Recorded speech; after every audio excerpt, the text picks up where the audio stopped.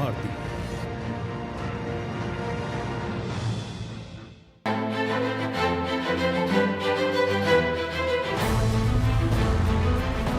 हर महीने का अंतिम रविवार सुबह के 11 बजे एक आवाज जो बन गई देश की आवाज। मेरे प्यारे देशवासियों, नमस्कार।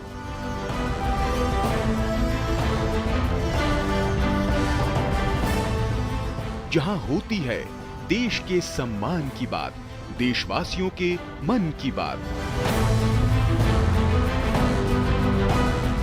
मुझे इस बात की भी खुशी है कि मन की बात के 100वें एपिसोड को लेकर देश के लोगों में बहुत उत्साह है।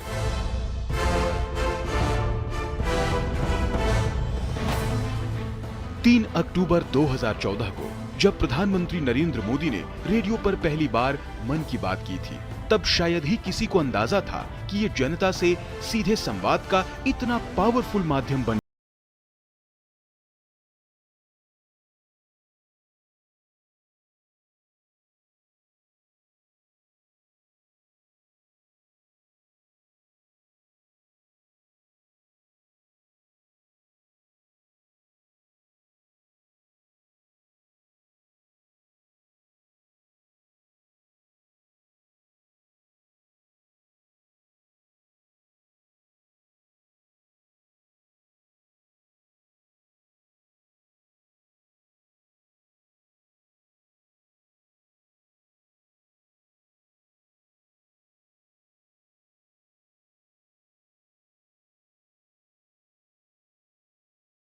की अपील और आह्वान ने नए जन आंदोलनों को जन्म दिया।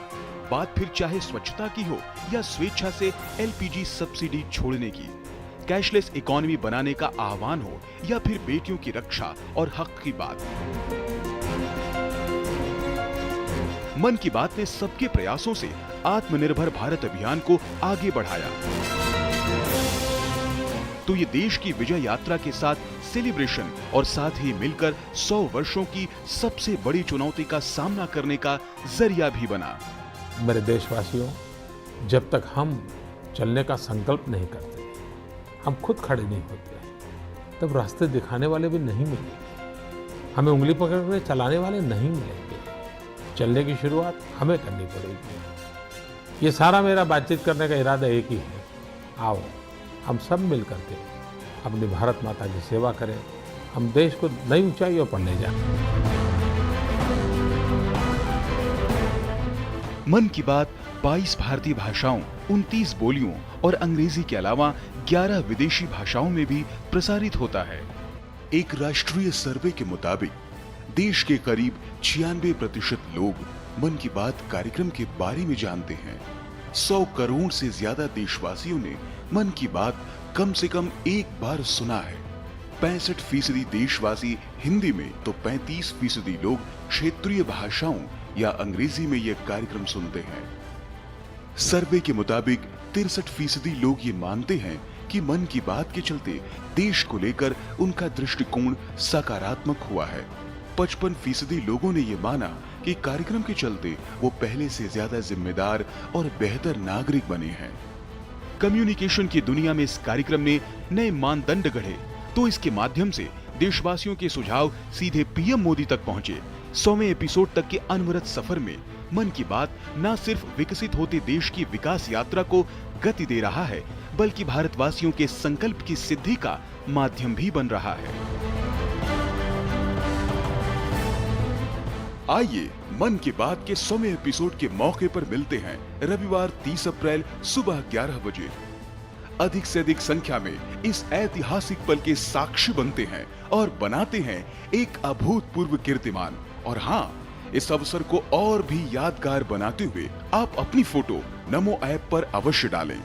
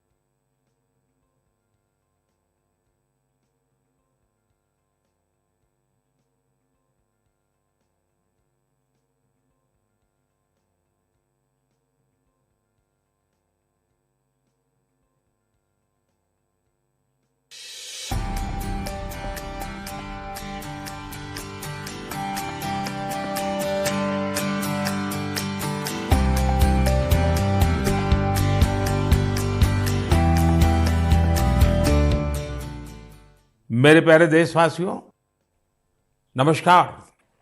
आज मन की बात का 100वां एपिसोड है।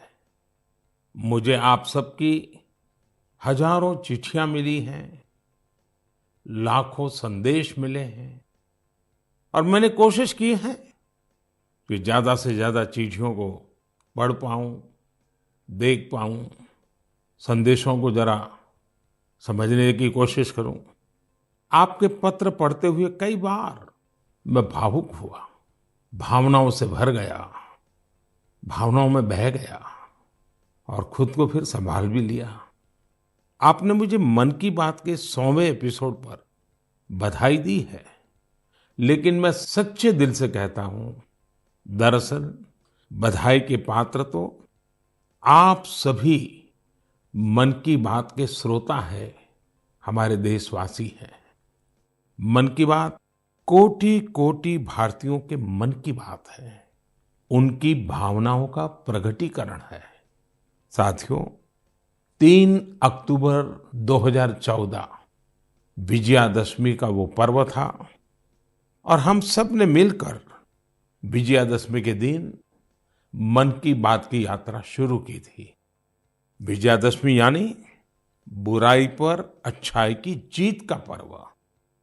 मन की बात भी देशवासियों की अच्छाइयों का, सकारात्मकता का एक अनोखा पर्व बन गया है।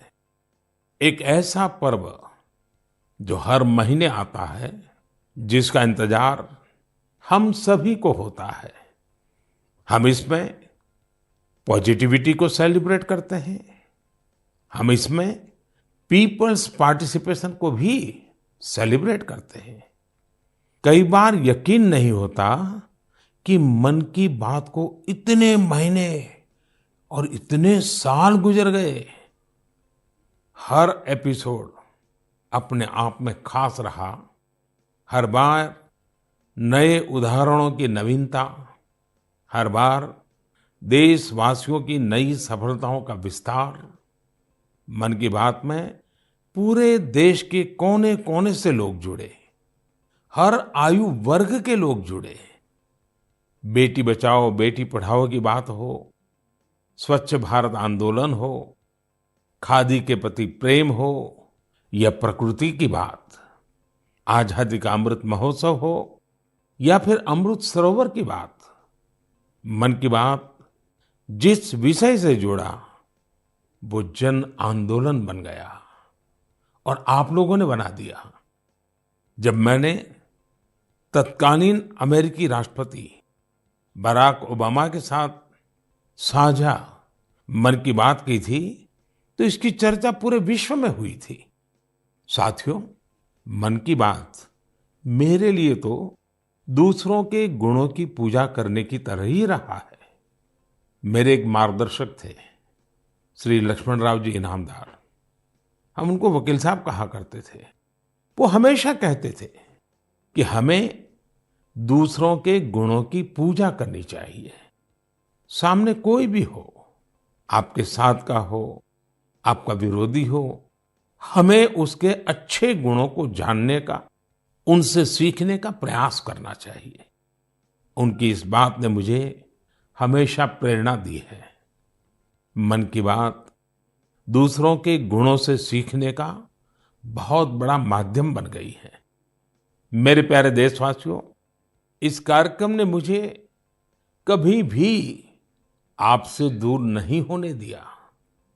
मुझे याद है, जब मैं गुजरात का मुख्यमंत्री था, तो वहां सामान्य जन से मिलना जुलना स्वाभाविक रूप से हो ही जाता था।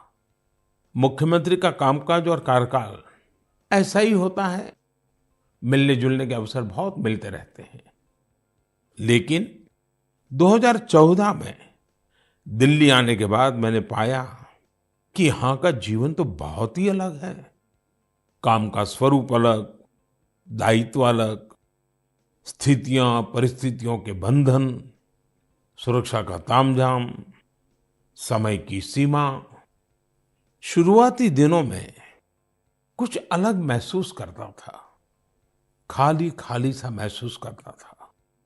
50 साल पहले मैंने अपना घर इसलिए नहीं छोड़ा था कि एक दिन अपने ही देश के लोगों से संपर्क ही मुश्किल हो जाएगा।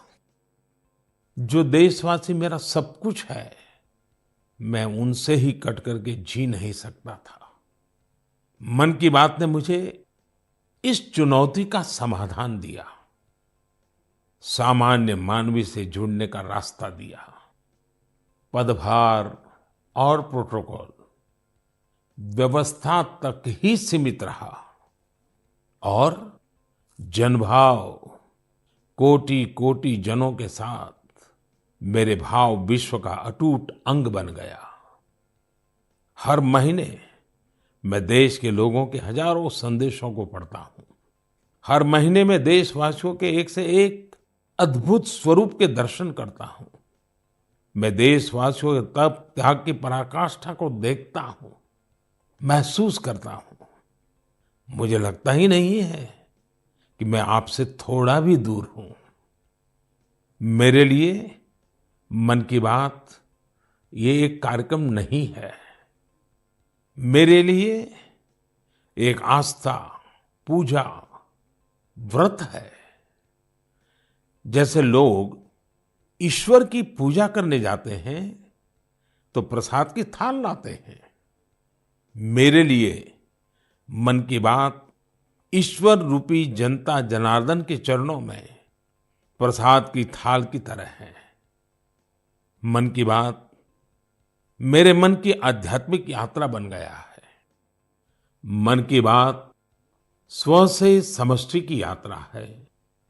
मन की बात अहम से वयम की यात्रा है। यह तो मैं नहीं तू ही इसकी संस्कार साधना है।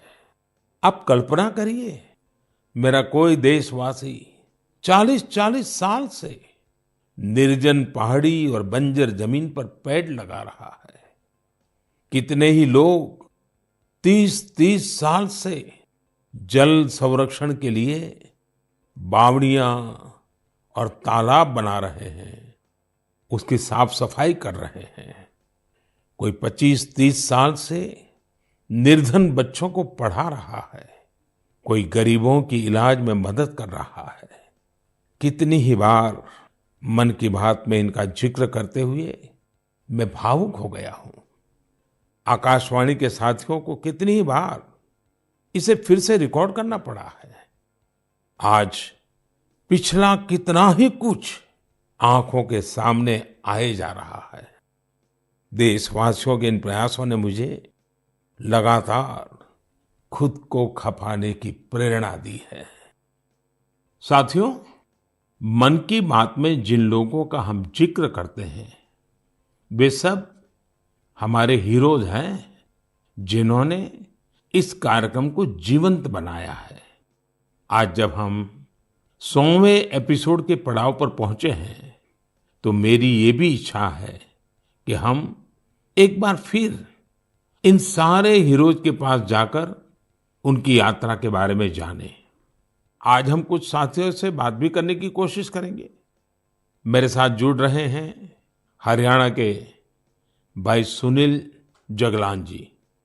सुनील जगलान जी का मेरे मन पर इतना प्रभाव इसलिए पड़ा क्योंकि हरियाणा में जेंडर रेशियो पर काफी चर्चा होती थी और मैंने भी बेटी बचाओ बेटी पढ़ाओ का अभियान हरियाणा से ही शुरू किया था।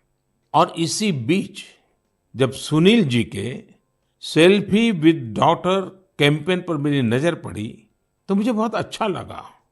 मैंने भी उनसे सीखा और इसे मन की बात में शामिल किया। देखते ही देखते सेल्फी विद डॉटर एक ग्लोबल कैंपेन में बदल गया। और इसमें मुद्दा सेल्फी नहीं थी, टेक्नोलॉजी नहीं थी, इसमें डॉटर को, बेटी को प्रमुखता दी गई थी। जीवन में बेटी का स्थान कितना बड़ा होता है, इस अभियान से यह भी प्रकट हुआ। ऐसे ही अनेकों प्रयासों का परिणाम है कि आज हरियाणा में जेंडर रेशियो में सुधार आया है। आइए आज सुनील जी से ही कुछ गप मार लेते हैं। नमस्कार सुनील जी। नमस्कार सर। मेरी खुशी बहुत बढ़ गई है सर आपकी आवाज सुनकर।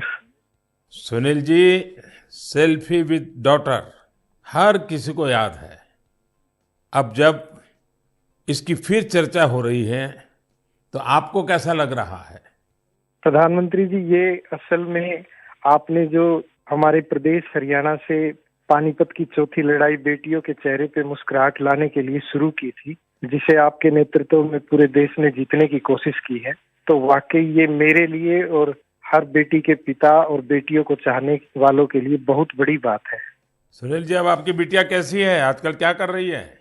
जी, मेरी बेटियां नंदनी और याचिका है। एक 7th क्लास में पढ़ रही है, एक 4th क्लास में पढ़ रही है और आपकी बड़ी प्रशंसक हैं।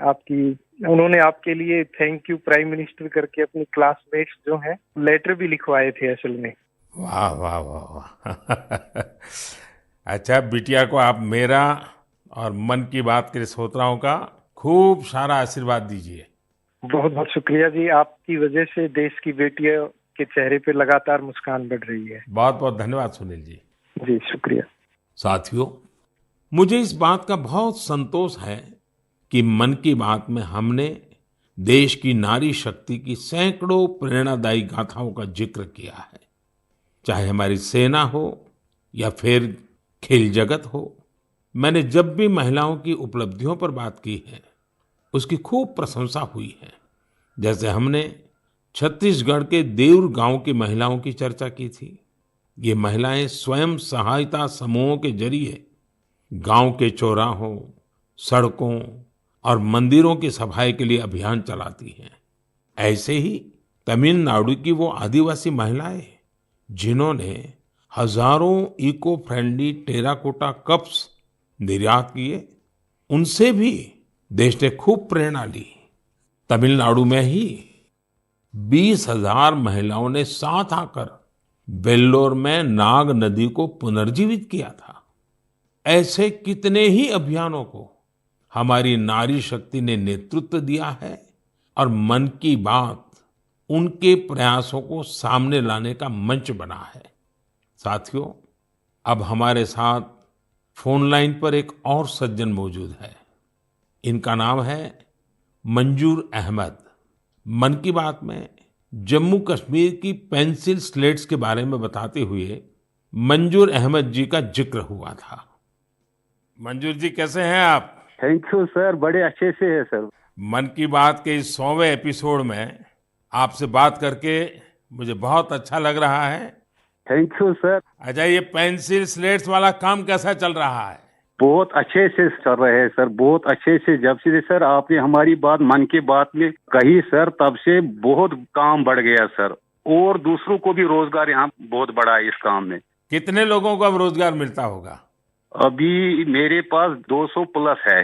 अरे वाह मुझे बहुत खुशी हुई। जी सर, जी सर। अभी 1-2 महीने में अभी मैं इसको एक्सपांड कर रहा हूँ कि और 200 लोगों को रोजगार बढ़ जाएगा सर। वाह वाह वाह। देखिए मंजूर जी, जी सर। मुझे बराबर याद है, और उस दिन आपने मुझे कहा था कि ये एक ऐसा काम है जिसकी न कोई पहचान है, न स्वयं की पहचान है, और आपको बड़ी पीड़ा भी थी, और इस वजह से आपको काफी बड़ी मुश्किलें होती थी, वो भी आप कह रहे थे। लेकिन अब तो पहचान भी बन गई और 200 से ज्यादा लोगों को रोजगार दे रहे हैं। जी सर, जी सर। और नया एक्सपांशन करके और 200 लोगों को रोजगार दे रहे हैं। ये तो बहुत खुशी की खबर दी आपने।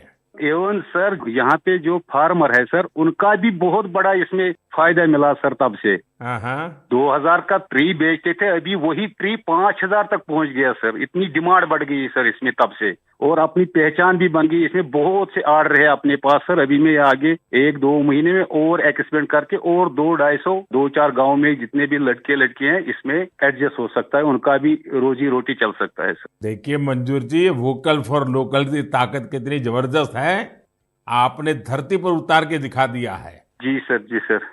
मेरी तरफ से आपको और गांव के सभी किसानों को और आपके साथ काम कर रहे हैं सभी साथियों को भी मेरी तरफ से बहुत बहुत शुभकामनाएं। धन्यवाद भैया। धन्यवाद sir.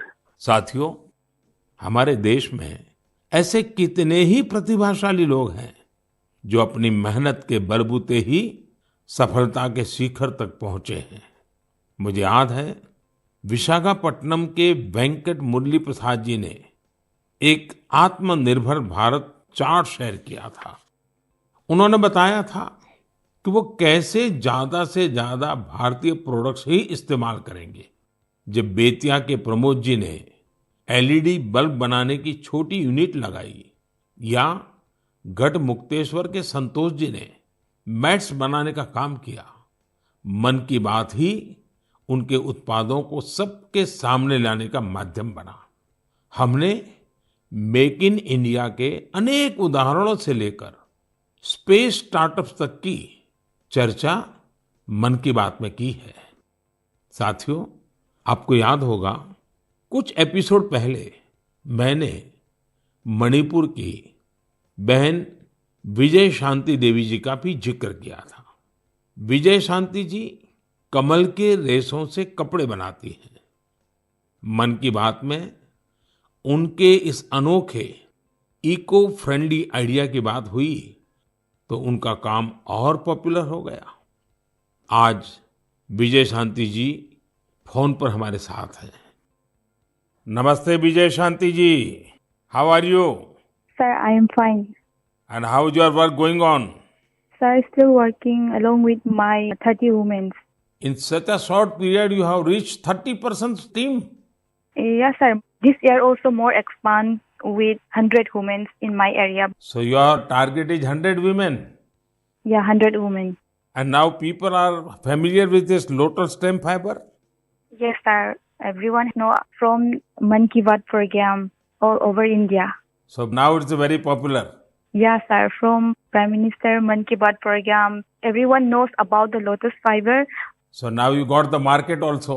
Yes, sir. I have got a market from USA also. They want to buy in bulk, in large quantities. But I want to give from this year to send the US also. So now you are exporter. Yes, sir. From this year, I export our product made in India, lotus fiber. So when I say vocal for local and now local for global. Yes, sir. I want to reach my product all over the globe of world. So congratulations and wish you best luck. Thank you, sir. Thank you. Thank you, Vijaya Shanti. Thank you, sir. साथियों, मन की बात की एक और विशेषता रही है। मन की बात के जरिए कितने ही जन आंदोलन ने जन्म भी लिया है और गति भी पकड़ी है। जैसे हमारे खिलौने, हमारी टॉय इंडस्ट्री को फिर से स्थापित करने का मिशन मन की बात से ही तो शुरू हुआ था। भारतीय नस्ल के श्वान, हमारे देशी डॉग्स, उसको लेकर जागरूकता बढ़ाने की शुरुआत भी तो मन की बात से ही की थी। हमने एक और मुहिम शुरू की थी कि हम गरीब छोटे दुकानदारों से मोलभाव नहीं करेंगे, झगड़ा नहीं करेंगे।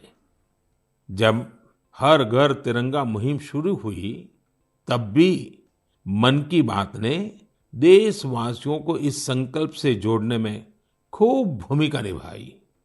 ऐसे हर उदाहरण समाज में बदलाव का कारण बने हैं। समाज को प्रेरित करने का ऐसे ही बीड़ा प्रदीप सांगवान जी ने भी उठा रखा है।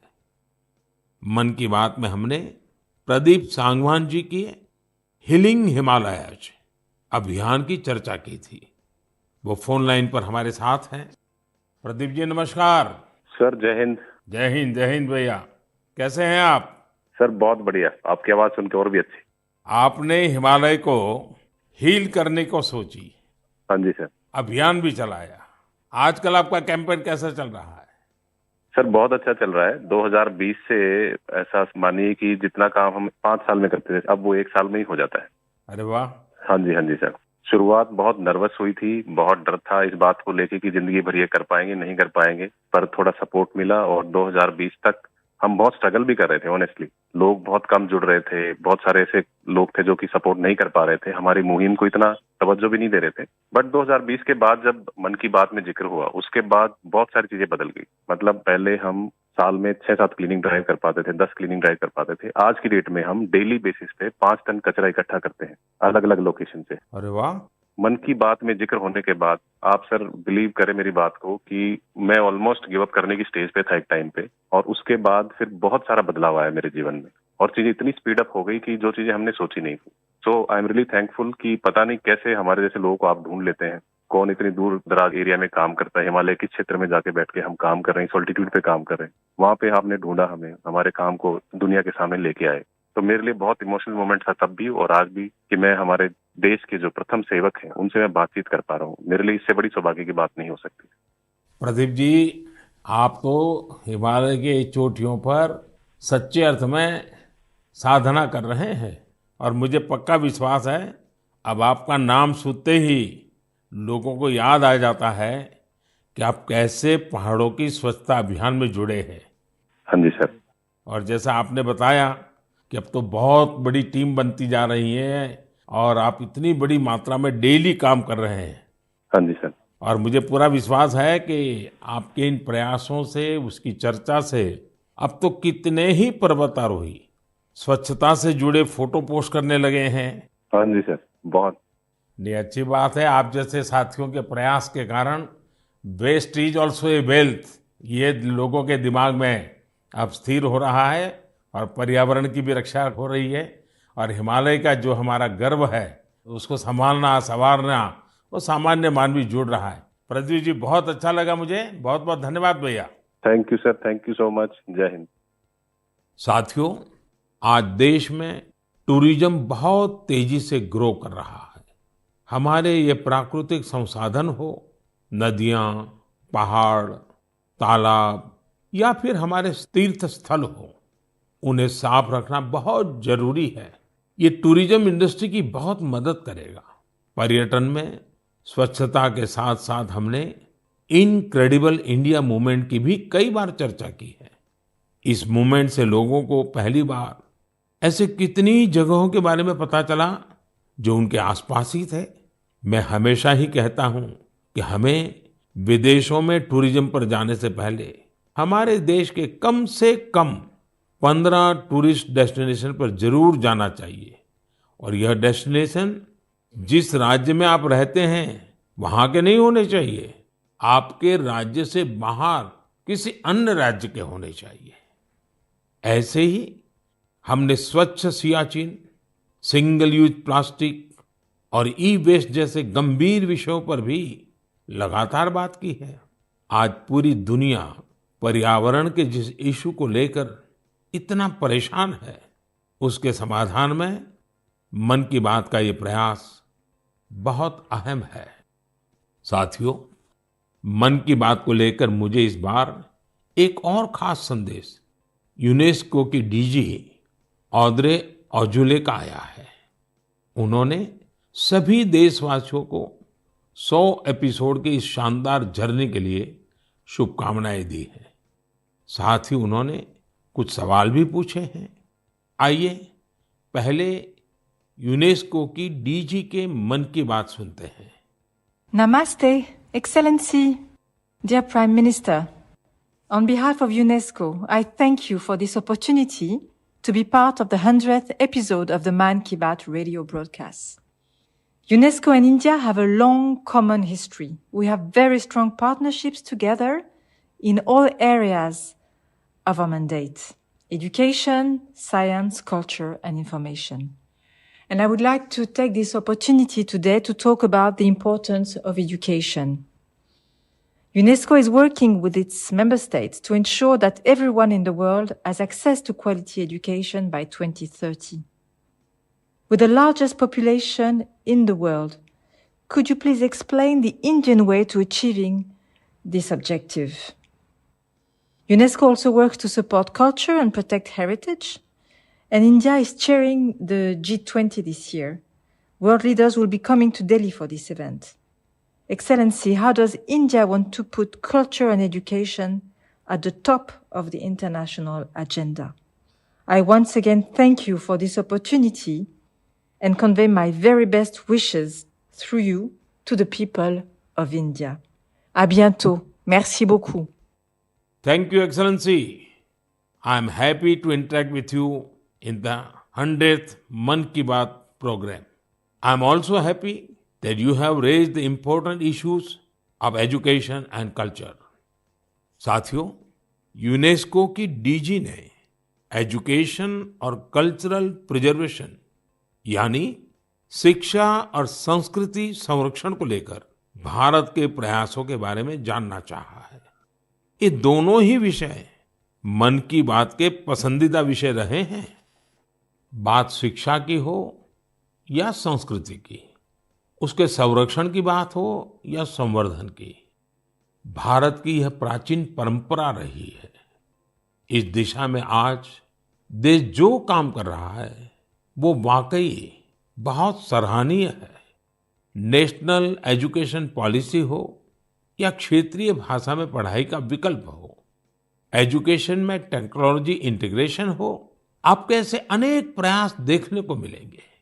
वर्षों पहले गुजरात में बेहतर शिक्षा देने और ड्रॉप आउट रेट्स को कम करने के लिए गुणोत्सव और शाला प्रवेश उत्सव जैसे कार्यक्रम जन भागीदारी की एक अद्भुत मिसाल बन गए थे। मन की बात में हमने ऐसे कितने ही लोगों के प्रयासों को हाईलाइट किया है जो निस्वार्थ भाव से शिक्षा के लिए काम कर रहे हैं। आपको याद होगा, एक बार हमने ओडिशा में ठेले पर चाय बेचने वाले स्वर्गीय डी प्रकाश राव जी के बारे में चर्चा की थी, जो गरीब बच्चों को पढ़ाने के मिशन में लगे हुए थे। झारखंड के गांवों में डिजिटल लाइब्रेरी चलाने वाले संजय कश्यप जी हो, कोविड के दौरान ई लर्निंग के जरिए कई बच्चों की मदद करने वाली हेमलता एनके जी हो, ऐसे अनेक शिक्षकों के उदाहरण हमने मन की बात में लिए हैं।